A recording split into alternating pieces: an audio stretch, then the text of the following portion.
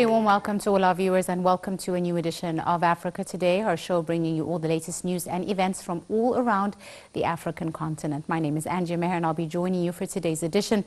And as usual, we'll begin straight away with a look at some of the news making the headlines, beginning with the latest with regards to trade exchange between Egypt and Africa, which has hit $2.117 billion in the first quarter of 2023.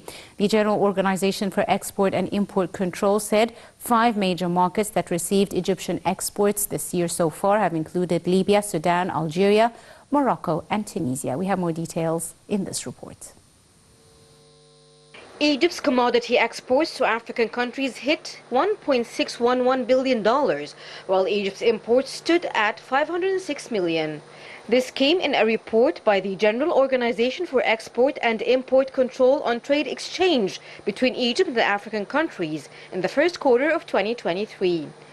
Chairman of the General Organization for Export and Import Control, Assaman Nagar, said 5 major markets that received Egyptian exports included Libya at $317 million, Sudan at $226 million, Algeria $217 million, Morocco $191 million, and Tunisia $86 million.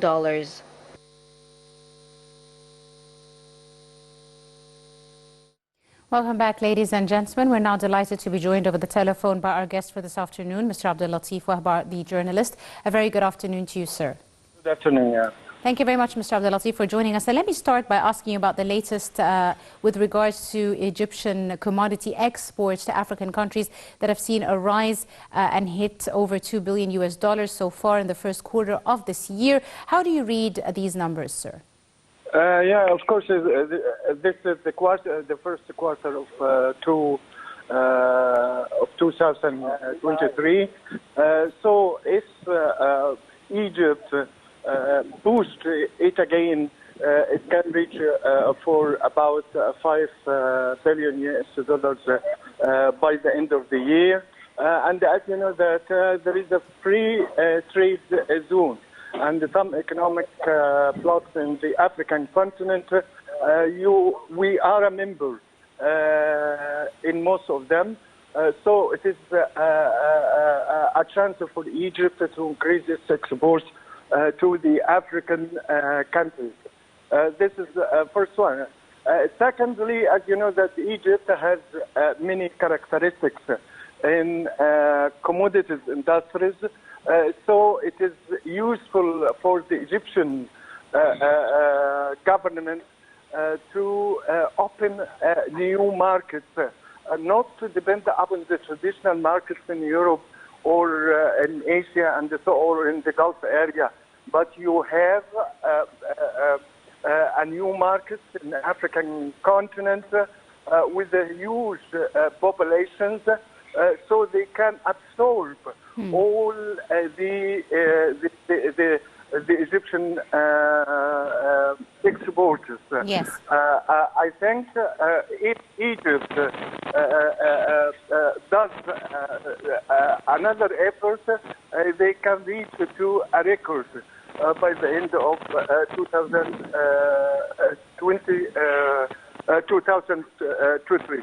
Yes, indeed. How do you see, Mr. Abdellatif, the African Continental Free Trade Agreement, and what are your expectations with regards to its impact on African economies, especially with intra-African trade? You know, when President Abdel Fattah Sisi gathered the African Union, he called for a free trade zone, yes, or a free trade agreement between the African states.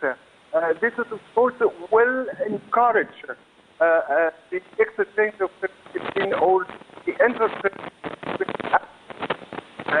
states. We can export and import some raw materials from the African states, for example. And at the same time, if they implemented it fully,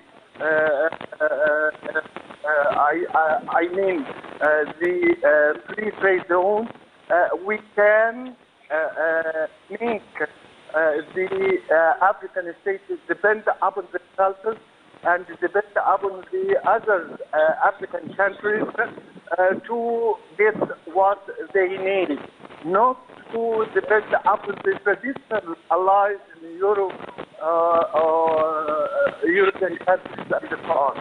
Mm-hmm. Right, Mr. Abdellatif, what, in your opinion, makes African countries lag a bit behind compared to other continents when it comes to intra-trade? What are some of the challenges that still face Africa? The main challenge is some African countries, for example, are still tend to their colonial periods. I mean, some countries prefer dealing with the European states. Mm-hmm. But if you give incentives and if you implement some incentives for the African countries or the African states, according to the free trade deal or agreement, I think this will encourage the cooperation between all the African states economic barriers. Mm-hmm. This is the challenge, how to implement the procedures, the principles of the African trade. Yes. Right. Mr. Abdellatif, what role do you see, the private sector as playing when it comes to boosting trade ties amongst African countries? As you know that the private sector, not only in African countries but all over the world, is the leader of the progress in Europe, in America, in East Asia, and so on. So I think if the African states give the wealth to the private sector, this will be the next phase of cooperation and between the African countries or the for cooperation between the African countries, and at the same time the private sector will play an important role in increase their investment and the in the state. Right. Mr. Abdellatif Wahba, our journalist and our guest, I'd like to thank you very, very much, sir, for your time and your insight and for joining us on today's edition of Africa Today. And still continuing with more news from other African countries, Cairo has proposed a draft resolution to settle the crisis in Sudan. This came in an Arab League emergency meeting held on the latest developments in Sudan. We have the details in this report. Egypt's deputy permanent representative in the Arab League outlined a draft resolution to halt fighting in the neighboring country. Obaida Ed-Dandarawi said Egypt calls within the draft resolution for an immediate and comprehensive cessation of conflict and for all conflicting parties to initiate their efforts to give priority to the Sudanese people and stop bloodshed, which is a prerequisite for returning to political dialogue through which the crisis can be resolved comprehensively. Officially, at least 528 people have been killed and almost 4,600 people wounded in the violence between the army and Sudan's paramilitary group RSF. Despite the formal extension of a truce, fierce fighting raged Monday between Sudan's warring sides. Some 50,000 people have fled, seeking refuge in neighboring countries including Egypt, the Central African Republic and Chad. Top UN humanitarian official Martin Griffiths lamented the exponential rise of costs of transportation out of worst-hit areas.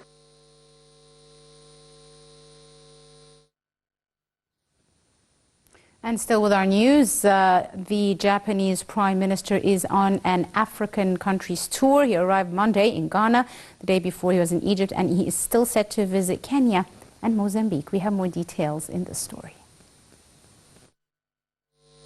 The Prime Minister of Japan arrived at the Kotoka International Airport in Accra, Ghana, and is expected to hold a bilateral discussion with President Nana Akufo-Addo.